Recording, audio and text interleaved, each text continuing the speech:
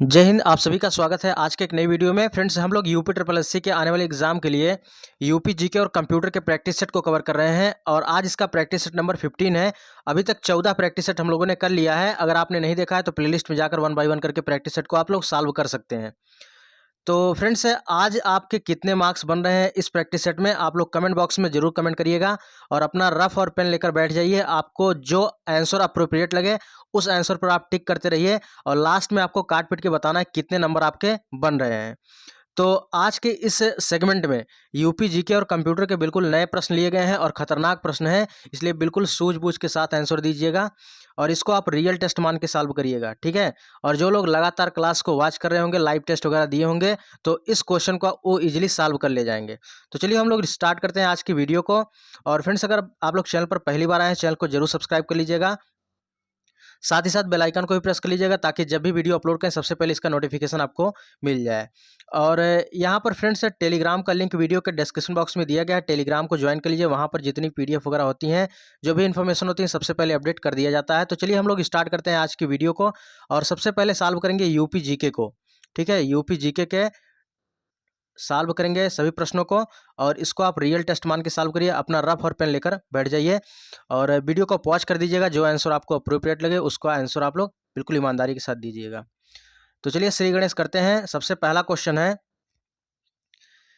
कि नया घाट बंधा चौराहे का नया नाम क्या कर दिया गया है। उत्तर प्रदेश में नया घाट बंधा चौराहे का नया नाम क्या हो गया है। चलिए आपको यहाँ पर बताना है कि इसका करेक्ट आंसर क्या होगा। यानी पहला क्वेश्चन है यूपी जीके का, तो इसका करेक्ट आंसर हो जाएगा लता मंगेशकर चौक। क्या होगा? लता मंगेशकर चौक। जो आपने अपने आंसर शीट में लिख दिया है करेक्ट आंसर, बस उसी पर आप टिक करिएगा। ऐसा नहीं कि उसमें सुधार कर दीजिएगा, ए कर दीजिएगा, बी कर दीजिएगा, ऐसा मत करिएगा, ठीक है। ईमानदारी के साथ दीजिएगा टेस्ट। तो नया घाट बंधा चौराहे का नया नाम क्या कर दिया गया है? लता मंगेशकर चौक कर दिया गया है। इंपॉर्टेंट क्वेश्चन है, इसको जरूर आप पेन डाउन कर लीजिएगा। चलिए अगला प्रश्न है, यूपी में मध्यम उद्योग के निवेश की राशि यहाँ पर पूछ रहा है कि कितनी निवेश राशि है। मध्यम उद्योग की निवेश राशि कितनी है? यहाँ पर ऑप्शन है 10 करोड़, 4 करोड़, 1 करोड़ और 5 करोड़। बताइए यहाँ पर करेक्ट आंसर क्या होगा। तो उत्तर प्रदेश में मध्यम उद्योग के इन्वेस्टमेंट की अगर राशि पूछे तो 5 करोड़ रुपए आप याद रखिएगा। कितने हैं? 5 करोड़ रुपए इसकी इन्वेस्टमेंट राशि है। तो उत्तर प्रदेश में मध्यम उद्योग की निवेश की राशि 5 करोड़ रुपए है। अगला क्वेश्चन है, उत्तर प्रदेश औद्योगिक सहकारी संघ की स्थापना किस वर्ष की गई थी। क्वेश्चन इंपॉर्टेंट है, एक क्वेश्चन पूछा जा चुका है यूपी पीसीएस में, ठीक है। यूपी पीसीएस में पूछा जा चुका है क्वेश्चन। उत्तर प्रदेश औद्योगिक सहकारी संघ की स्थापना किस वर्ष हुई? तो सहकारी संघ की स्थापना 1952 में हुई थी। ऑप्शन नंबर ए करेक्ट हो जाएगा। तीसरे का है 1952। अभी सभी क्वेश्चन का हम फटाफट रिवीजन भी कर देंगे ताकि इसी वीडियो में याद भी हो जाए। अगला क्वेश्चन है कि ललित हरि शुगर फैक्ट्री उत्तर प्रदेश के किस जिले में स्थित है। ललित हरि शुगर फैक्ट्री उत्तर प्रदेश के किस जिले में है? तो यह पीलीभीत में है। कहाँ पर है? पीलीभीत में है। इसको हमने ट्रिक के साथ करवाया था और जब हम लाइव टेस्ट ले रहे थे और इसके बाद इसका हम अलग से वीडियो भी लेकर आए थे, तो उसमें ललित फैक्ट्री वाला क्वेश्चन आया था। तो ललित हरि शुगर फैक्ट्री कहाँ स्थित है? पीलीभीत में। तो इसको ऐसे याद हमने करवाया था कि लाल और पीला, बस ऐसे याद रखिए, लाल और पीला। लाल से ललित हो जाएगा, पीला से पीलीभीत हो जाएगा। अच्छा, अगर ओडीओपी की बात करें तो ओडीओपी यहाँ का क्या है? One district one product. आप लोग को कमेंट बॉक्स में बताना है पीलीभीत का। आसान है, कई बार बता भी चुके हैं और ओडीओपी पर हमने वीडियो कंप्लीट अपलोड भी किया है। अगला क्वेश्चन है कि उत्तर प्रदेश के किस जिले को हैंडमेड पेपर के लिए चुना गया है। यानी उत्तर प्रदेश का कौन सा जिला है जिसको हैंडमेड पेपर के लिए सिलेक्ट किया गया है। तो उस जिले का नाम है कालपी। याद रखना आपको, क्या है उस जिले का नाम? कालपी है। तो फिफ्थ का करेक्ट आंसर होगा option number D. Next question है कि उत्तर प्रदेश के किस जिले में अशफाक उल्ला को फांसी दी गई थी। अशफाक उल्ला को फांसी उत्तर प्रदेश के किस जिले में दी गई थी? ऑप्शन है Gorakhpur, Ayodhya, Gonda, Prayagraj. Which option will be correct? जो ऑप्शन आपको अप्रोप्रिएट लगे आप अपने आंसर शीट में लिखिए और इसका देखिए करेक्ट आंसर क्या होगा। ऑप्शन नंबर बी करेक्ट होगा, अयोध्या में। तो उत्तर प्रदेश के अयोध्या जिले में अशफाक उल्ला को फांसी दी गई थी। तो राइट आंसर होगा option number B. Next one है कि उत्तर प्रदेश में मेमोरी लैब की स्थापना किस वर्ष हुई थी। मेमोरी लैब की स्थापना पूछ रहा है, तो उत्तर प्रदेश में मेमोरी लैब की स्थापना वर्ष 2008 में की गई थी। वर्ष 2008 में की गई थी मेमोरी लैब की स्थापना। अगला क्वेश्चन है कि उत्तर प्रदेश में पशुओं को वध से संरक्षण प्रदान करने वाला अधिनियम यानी एक्ट कब पारित हुआ था। यानी एक एक्ट पारित किया गया और उस एक्ट के तहत पशुओं के वध पर रोक लगाई गई, और वही यहाँ पर पूछ रहा है उस एक्ट को कब लागू किया गया। तो उत्तर प्रदेश में पशुओं को वध से संरक्षण प्रदान करने वाला एक्ट कब पारित हुआ। तो 8वें का करेक्ट आंसर होगा ऑप्शन नंबर बी, 1955 में, यानी 1955 में पशुओं को वध से संरक्षण प्रदान करने वाला एक्ट पारित किया गया। अगला प्रश्न है कि राष्ट्रीय किसान वृद्धावस्था पेंशन योजना कब शुरू हुई। तो राष्ट्रीय किसान वृद्धावस्था पेंशन योजना किस वर्ष शुरू हुई। तो इसका करेक्ट आंसर होगा ऑप्शन नंबर बी, 2 अक्टूबर 2003 को। 2 अक्टूबर 2003 को राष्ट्रीय किसान वृद्धावस्था पेंशन योजना शुरू की गई थी। नेक्स्ट वन है कि भारत नामक पत्रिका का प्रकाशन यूपी में कब हुआ। तो भारत नामक पत्रिका का प्रकाशन उत्तर प्रदेश में कब हुआ। तो इसमें करेक्ट आंसर देखिए, यूपी जीके का जो यहाँ पर प्रश्न हमने लिया है, टोटल टॉपिक जितना यूपी ट्रिपल एससी का टॉपिक है सभी टॉपिक से हमने क्वेश्चन को सिलेक्ट किया है, तो आपका कोई भी टॉपिक नहीं छूटेगा। तो इसको आप ईमानदारी के साथ टेस्ट दीजिएगा। तो भारत नामक पत्रिका का प्रकाशन उत्तर प्रदेश में कब हुआ। तो 10वें का करेक्ट आंसर होगा ऑप्शन नंबर डी, 1928 में, यानी सही उत्तर हो जाएगा डी ऑप्शन, 1928 यानी 1928 में। भारत नामक पत्रिका का प्रकाशन 1928 में हुआ था। नेक्स्ट वन है कि उत्तर प्रदेश में महावृक्ष पुरस्कार की शुरुआत कब हुई। उत्तर प्रदेश में महावृक्ष पुरस्कार की शुरुआत किस वर्ष हुई। तो करेक्ट आंसर क्या होगा, ऑप्शन नंबर ए हो जाएगा 1993 में। 1993 में महावृक्ष पुरस्कार की शुरुआत हुई। और अगर पूछे कि महावृक्ष पुरस्कार की शुरुआत किस राज्य में हुई, तो उत्तर प्रदेश में हुई। किस वर्ष हुई, 1993 में, यानी 1993 में उत्तर प्रदेश में महावृक्ष पुरस्कार की शुरुआत हुई। अगला प्रश्न है पटेल लोक सांस्कृतिक संस्थान कहाँ स्थित है। तो पटेल लोक सांस्कृतिक संस्थान स्थित है कहाँ पर। तो देखिए नोएडा आपको सभी ऑप्शन में मिल जाएगा, एक ऑप्शन को आप यहाँ एलिमिनेट कर सकते हैं, और बाकी अगर आपको सन याद रहेगा तो आप इजीली कर ले जाएंगे। तो 12th का यहाँ पर राइट आंसर होगा ऑप्शन नंबर डी, 1999 में, 1999 में ग्रेटर नोएडा में पटेल लोक सांस्कृतिक संस्थान की स्थापना हुई थी। ठीक है, यहाँ पर 1999 और कहाँ स्थित है, यहाँ पर देखिए दो क्वेश्चन हो जाते हैं। एक तो पटेल लोक सांस्कृतिक संस्थान की स्थापना किस वर्ष हुई, 1999 में, और पटेल लोक सांस्कृतिक संस्थान स्थित कहाँ है, तो यहाँ ग्रेटर नोएडा में है। तो दोनों क्वेश्चन अच्छे से याद रखिएगा कि पटेल लोक सांस्कृतिक संस्थान की स्थापना 1999 में हुई और कहाँ स्थित है, तो ग्रेटर नोएडा में स्थित है। अगला प्रश्न है कि नौगजा पीर प्रदेश उत्तर प्रदेश के किस जिले में है। तो नौगजा पीर प्रदेश उत्तर प्रदेश के किस जिले में है। तो 13 का करेक्ट आंसर होगा ऑप्शन नंबर सी, सहारनपुर में। नौगजा पीर प्रदेश उत्तर प्रदेश के सहारनपुर जिले में है। अगला प्रश्न है पंचकुइया मंदिर उत्तर प्रदेश के किस जिले में है। तो पंचकुइया मंदिर की बात करें तो उत्तर प्रदेश के किस जिले में है। तो इसको हम करवाए भी क्वेश्चन है लाइव टेस्ट में। तो 14 नंबर का करेक्ट आंसर होगा ऑप्शन नंबर ए, झांसी में है। पंचकुइया मंदिर उत्तर प्रदेश के झांसी जिले में स्थित है। अगला प्रश्न है लता मंगेशकर चौक पर लगे वीड़ा की चौड़ाई कितनी है। अच्छा देखिए, लंबाई और चौड़ाई वाले जो प्रश्न होते हैं, या हमने अलग से एक वीडियो करवाया था, लगभग 2 वीडियोस का हमने करवाया है। यूपी जीके वाला जो प्लेलिस्ट है उसमें जाकर आप जरूर देखिएगा। ऐतिहासिक स्मारकों की ऊंचाई वाले वीडियो में। तो लता मंगेशकर चौक पर लगे वीड़ा की चौड़ाई कितनी है। तो 15 का करेक्ट आंसर क्या होगा, 15 का correct answer option number C होगा, 10 फीट। ठीक है, शायद उस वीडियो हमने कवर किया है इसको। तो चलिए, अगर नहीं आता तो आप लोग इसको याद रखिएगा, लता मंगेशकर चौक पर लगे वीड़ा की चौड़ाई कितनी है, 10 फीट है। अगला क्वेश्चन है जानकी मिश्रा का संबंध किस वादक यंत्र से है। ठीक है, जानकी मिश्रा का संबंध किससे है, संतूर से है, तबला से है, पखावत से है, शहनाई से है, किससे है संबंध। आप करेक्ट आंसर बताइए यहाँ पर क्या होगा। 16 का करेक्ट आंसर होगा option number B, Janaki Mishra का संबंध तबला वादक से है। और जाकिर हुसैन का भी संबंध अगर पूछे तबला वादक से ही है, इनको भी याद रखिएगा। वाराणसी में नक कटाया मेला कब शुरू हुआ था? वाराणसी में, उत्तर प्रदेश के वाराणसी में नक कटाया मेला लगता है और नक कटाया मेला की शुरुआत किस वर्ष हुई थी?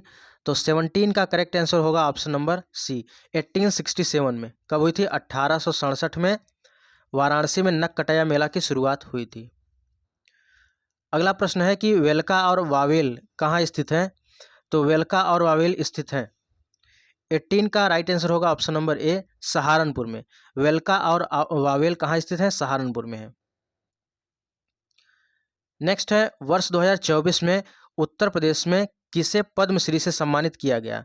वर्ष 2024 की बात कर रहा है और वर्ष 2024 में यूपी में किसे पद्मश्री से सम्मानित किया गया? तो गोदावरी सिंह को किया गया। 19 का करेक्ट आंसर क्या होगा? ऑप्शन नंबर डी हो जाएगा, गोदावरी सिंह। अगला प्रश्न है, वर्तमान में उत्तर प्रदेश के मत्स्य मंत्री कौन है? तो वर्तमान में उत्तर प्रदेश के मत्स्य मंत्री हैं संजय निषाद हैं। कौन है? संजय निषाद हैं, याद रखिएगा। और विधानसभा अध्यक्ष का भी रिसेंटली में जो एक्सरे टेक्नीशियन का पेपर हुआ था उसमें पूछा गया था। तो एक नेक्स्ट वीडियो हम लेकर आएंगे जल्द ही, जिसमें उत्तर प्रदेश में वर्तमान में कौन किस पोस्ट पे है और कौन सा मंत्रालय किसके पास है, ताकि उसमें आपका एक चीज़ कवर हो जाए। तो बहुत जल्द उस पर हम वीडियो लेकर आएंगे, बिल्कुल लेटेस्ट। तो वर्तमान में उत्तर प्रदेश के मत्स्य मंत्री कौन है? संजय निषाद हैं। देखिए यहाँ पर जितने क्वेश्चन में करवाए हैं इसका आंसर भी आपको नीचे मिल जाएगा। तो अगर आप चैनल पर पहली बार आए, चैनल को सब्सक्राइब कर लीजिएगा और वीडियो का डिस्क्रिप्शन बॉक्स में टेलीग्राम का लिंक दिया गया है, टेलीग्राम को ज्वाइन कर लीजिए, वहाँ पर इसका PDF आपको प्रोवाइड करा दिया जाएगा। चलिए इस सारे क्वेश्चन का एक बार हम लोग क्विक रिवीजन करते हैं ताकि इसी वीडियो में याद भी हो जाए। फिर उसके बाद कंप्यूटर वाले सेगमेंट पर चलते हैं। कह रहा है कि नया घाट बंदा चौराहे का नया नाम क्या कर दिया गया है? लता मंगेशकर चौक कर दिया गया है, यानी correct answer option number B होगा। नेक्स्ट है, उत्तर प्रदेश में मध्यम उद्योग के निवेश की राशि पूछ रहा है, इन्वेस्टमेंट कितना, इसकी राशि कितनी है? तो 5 करोड़ रुपए है। अगला है, उत्तर प्रदेश औद्योगिक सहकारी संघ की स्थापना किस वर्ष हुई? 1952 में हुई। ललित हरि शुगर फैक्ट्री कहाँ स्थित है? पीलीभीत में है, याद रखिएगा, इंपॉर्टेंट है। जैसे लाल इमली मिल है ना कानपुर में, उसी प्रकार ये भी है, इंपॉर्टेंट है, याद रखिएगा। अगला प्रश्न है, उत्तर प्रदेश के किस जिले को हैंडमेड पेपर के लिए चुना गया? तो यह कालपी को चुना गया, यानी 5th का ऑप्शन नंबर डी करेक्ट होगा। उत्तर प्रदेश के किस जिले में अशफाक उल्लाह को फांसी दी गई थी? अयोध्या में दी गई थी। उत्तर प्रदेश में मेमोरी लैब की स्थापना कब हुई? 2008 में मेमोरी लैब की स्थापना हुई। अगला क्वेश्चन है, उत्तर प्रदेश में पशुओं को वध से संरक्षण प्रदान करने वाला एक्ट कब पारित हुआ? तो 1955 में। राष्ट्रीय किसान वृद्धावस्था पेंशन योजना शुरू कब हुई? तो यह 2 अक्टूबर 2003 को राष्ट्रीय किसान वृद्धावस्था पेंशन योजना शुरू हुई। नेक्स्ट वन है कि भारत नामक पत्रिका का प्रकाशन उत्तर प्रदेश में कब हुआ? तो भारत नामक पत्रिका का प्रकाशन उत्तर प्रदेश में कब हुआ? ऑप्शन नंबर 10वें का डी हो जाएगा, 1928 में। उत्तर प्रदेश में महावृक्ष पुरस्कार कब शुरू हुआ? 1993 में हुआ, इन 11 का ऑप्शन नंबर ए करेक्ट होगा। पटेल लोक सांस्कृतिक संस्थान कहाँ स्थित है? इसकी स्थापना है 1999 में, यह ग्रेटर नोएडा में स्थित है, ऑप्शन नंबर डी करेक्ट होगा। नौगजा पीर प्रदेश उत्तर प्रदेश के किस जिले में है? तो इसका करेक्ट आंसर हो जाएगा ऑप्शन नंबर सी हो जाएगा, 13 का सहारनपुर। पंचकुइया मंदिर उत्तर प्रदेश के किस जिले में है? तो यह झांसी में है। लता मंगेशकर चौक पर लगे वीणा की चौड़ाई कितनी है? यह 10 फीट है। जानकी मिश्रा का संबंध किस वाद्य यंत्र से है? तो यह तबला वादक हैं, चाहे जाकिर हुसैन की बात करें या जानकी मिश्रा की, तबला वादक है। वाराणसी में नक कटाया मेला लगता है और इसकी शुरुआत कब हुई थी? तो 17 का राइट आंसर होगा ऑप्शन नंबर सी, 1867 में। 18 नंबर क्वेश्चन है, वेलका और वावेल स्थित है और यह वेलका और वावेल कहाँ स्थित है? 18 का correct answer option number A हो जाएगा, सहारनपुर, जो थर्मल पावर प्लांट होता है उसी से रिलेटेड है। अगला क्वेश्चन है, वर्ष 2024 में उत्तर प्रदेश में किसे पद्मश्री से सम्मानित किया गया? तो गोदावरी सिंह को पद्मश्री से सम्मानित किया गया। वर्तमान में उत्तर प्रदेश के मत्स्य मंत्री कौन है? संजय निषाद हैं। तो यहाँ पर हमने 20 क्वेश्चन को कवर किया। सबसे पहले हम लोगों ने टेस्ट के रूप में सॉल्व किया, फिर उसके बाद इसका हमने क्विक रिवीजन किया ताकि इसी वीडियो में याद भी हो जाए। तो आपके यूपी जीके में कितने क्वेश्चन सही हो रहे हैं आप लोग कमेंट बॉक्स में कमेंट करिएगा, ठीक है। अब हम लोग चलते हैं कंप्यूटर वाले सेगमेंट पे। कंप्यूटर वाले सेगमेंट में चलेंगे और कंप्यूटर में कितने क्वेश्चन आपके सही होते हैं आपको टोटल बताने हैं। तो चलिए यहाँ पर कंप्यूटर वाले सेगमेंट पे चलते हैं। सबसे पहला प्रश्न है कंप्यूटर का, कह रहा है कि इंटरनेट पर पासवर्ड शब्द के उपयोग के लिए एक प्रक्रिया सामग्री का उपयोग किया जाता है ताकि पासवर्ड शब्द को आसानी से अवरोध ना किया जा सके। इसे क्या कहते हैं? चलिए इसको बताइए, आपको जो ऑप्शन अप्रोप्रिएट लगे, और इस पे अपने रफ शीट पर आप पेन डाउन करते रहिए। तो इंटरनेट पर पासवर्ड शब्द के उपयोग के लिए एक प्रक्रिया सामग्री का उपयोग किया जाता है ताकि पासवर्ड शब्द को आसानी से अवरोध ना किया जा सके। इसे कहते हैं कोडिंग। तो भैया, चाहे एटीएम का पासवर्ड हो, चाहे जैसे जो भी आपके पास पासवर्ड होते हैं, उसको आप अगर कोड कर देते हैं, कोई उसको नहीं जान पाएगा। ठीक है, यही चीज़ यहाँ पर कह रहा है, उससे सिक्योरिटी बढ़ जाती है। चलिए अगला क्वेश्चन है, 67 नंबर है। निम्नलिखित नेटवर्क टोपोलॉजी में से किसकी संचरण गति सबसे उच्चतम होती है? अच्छा, जो नेटवर्क टोपोलॉजी होती है, इसमें संचरण गति किसकी अधिक होती है? तो जो लैन है, ठीक है, लैन है, लोकल एरिया नेटवर्क, इसमें संचरण गति सबसे अधिक होती है। तो नेटवर्क टोपोलॉजी में लैन की संचरण गति सबसे उच्चतम होती है, सबसे हाईएस्ट होती है। नेक्स्ट है कि कंप्यूटर के संदर्भ में जिस तरीके से कोई विरोधी सिस्टम में प्रवेश कर सकता है और संभावित रूप से क्षति का कारण बन सकता है, उसे कहते हैं, उसे क्या कहते हैं? तो कंप्यूटर के संदर्भ में जिस तरीके से कोई विरोधी सिस्टम में प्रवेश कर सकता है और संभावित रूप से क्षति का कारण बन सकता है, उसे सरफेस अटैक कहते हैं। क्या कहते हैं? सरफेस अटैक कहते हैं, यानी हमला सतह कहते हैं। नेक्स्ट वन है, कौन सा एल्गोरिदम का ग्राफिकल प्रतिनिधित्व है? अच्छा, कौन सा एल्गोरिदम है जो कि ग्राफिकल का रिप्रेजेंटेटिव है? तो 69 का राइट आंसर क्या होगा? ऑप्शन नंबर सी होगा, फ्लो चार्ट। याद रखिएगा, फ्लो चार्ट। अगला क्वेश्चन है, इंटरनेट से आपको कंप्यूटर में किए जाने वाले फाइलों के हस्तांतरण को क्या कहते हैं? इंटरनेट से कह रहा है, ठीक है, इंटरनेट से आपके कंप्यूटर में किए जाने वाले फाइलों का हस्तांतरण क्या कहलाता है? डाउनलोडिंग कहलाता है। अच्छा देखिए, इंटरनेट से अगर हम कोई फाइल अगर रिसीव करते हैं अपने मोबाइल में या अपने पीसी में, तो उसे हम लोग डाउनलोडिंग कहते हैं। लेकिन हम लोग अगर जैसे मान के चलिए यही वीडियो है या यूट्यूब पर आप देख रहे हैं, इसको हमने क्या किया, इसको अपलोड किया, तो अपलोड के माध्यम से आप देख रहे हैं, तो इसके वजह से इसको अपलोड कहते हैं। अगर किसी प्लेटफॉर्म पर वीडियो को हम अपलोड ठीक है इंसर्ट करेंगे, तो उसे कहते हैं अपलोडिंग। और इंटरनेट से हम अगर अपने पीसी में रिसीव करते हैं, तो उसे क्या कहते हैं? डाउनलोडिंग कहते हैं। तो वही कह रहा है कि इंटरनेट से आपके कंप्यूटर में किए जाने वाले फाइलों के हस्तांतरण क्या कहते हैं? डाउनलोडिंग कहते हैं। नेक्स्ट है, डाटा रूपांतरण के साथ क्या सही नहीं है?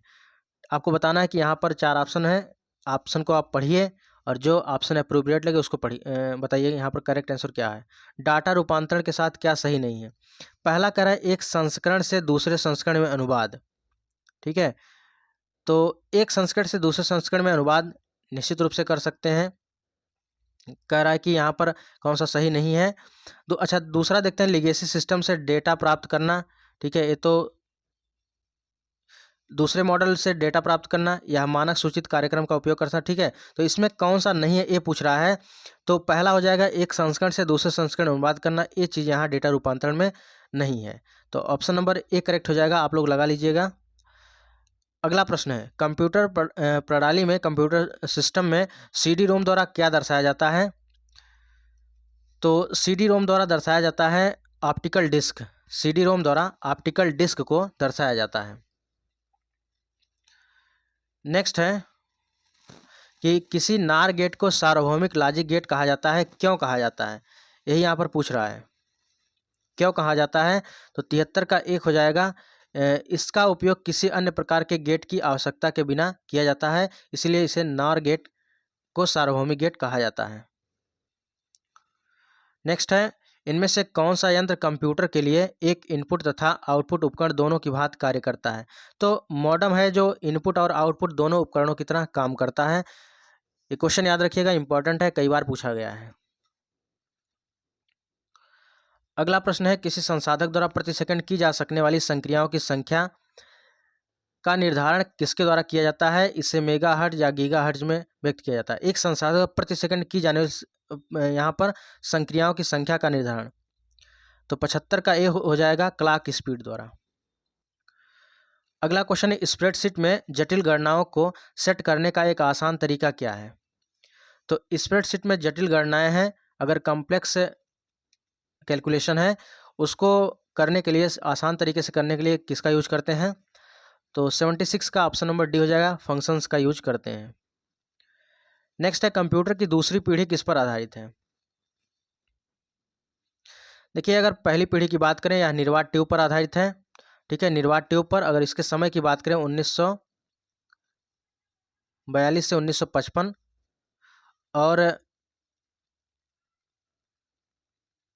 दूसरी पीढ़ी की बात करें 1956 से 64 है। ठीक है, दूसरी पीढ़ी की बात 1956 से 64 है। और इसमें किसका प्रयोग किया जाता है? इसमें बात करें तो ट्रांजिस्टर का प्रयोग किया जाता है, यानी 77 का बी हो जाएगा करेक्ट। नेक्स्ट है, कौन सा एक कंप्यूटर को संक्रमित करने वाला वायरस नहीं है? तो 78 का करेक्ट आंसर क्या होगा? ऑप्शन नंबर डी, नार्टन क्या है? एक एंटीवायरस है। नेक्स्ट है, विंडोज कीबोर्ड में ESC कुंजी का उपयोग नहीं किया जाता है। 79 का ऑप्शन नंबर ए हो जाएगा करेक्ट, बी हो जाएगा करेक्ट। तो यहाँ पर कह रहा है विंडोज कीबोर्ड में ESC कुंजी का उपयोग नहीं किया जाता है। डायलॉग बॉक्स को बंद करने के लिए इसके लिए करते हैं, कमांड को रद्द करने के लिए, एक चयनित ड्रॉप सूची बंद करने के लिए करते हैं, लेकिन एक चुनिंदा कमांड चलाने के लिए यूज नहीं करते हैं। ऑप्शन नंबर बी करेक्ट हो जाएगा। अगला क्वेश्चन है और लास्ट प्रश्न है आज का। ईमेल प्राप्त करने के लिए कौन सा प्रोटोकॉल उपयोग किया जाता है? अभी कल के वीडियो में हमने करवाया था कि ईमेल अगर रिसीव करना है उसके लिए POP3 का प्रयोग करते हैं, और ईमेल अगर सेंड करना है तो SMTP का प्रयोग करते हैं, यानी सिंपल मेल ट्रांसफ़र प्रोटोकॉल। लेकिन यहाँ पर ईमेल रिसीव करने की बात कर रहा है तो POP3 यानी post office protocol version 3। HTTP का पूर्ण रूप क्या होता है? हाइपर टेक्स्ट ट्रांसफ़र प्रोटोकॉल होता है। FTP का पूर्ण रूप क्या होता है? फाइल ट्रांसफ़र प्रोटोकॉल होता है। तो आशा करता हूँ आज के टेस्ट में आप लोगों ने अच्छा स्कोर किया होगा। कितने नंबर आपके बन रहे हैं आप लोग कमेंट बॉक्स में जरूर कमेंट करिएगा, पूरा काट पीट के बताइएगा। और फ्रेंड्स, एक जरूरी सूचना है, अगर आप लोग UPSSC किसी भी एग्जाम की तैयारी कर रहे हैं तो UPSSC के सभी एग्जाम के लिए कंप्यूटर की ई-बुक है, और अगर इसको आप लेना चाहते हैं तो देखिए यहाँ पर UPGK और कंप्यूटर। ठीक है, तो इस नंबर पर आप लोग संपर्क कर सकते हैं। ठीक है, 9793661506।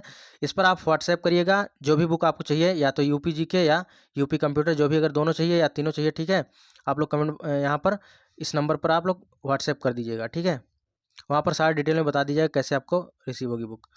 तो फ्रेंड्स, ये आज की वीडियो, बाकी मिलते हैं नेक्स्ट वीडियो में, तब तक के लिए जय हिंद, वंदे मातरम।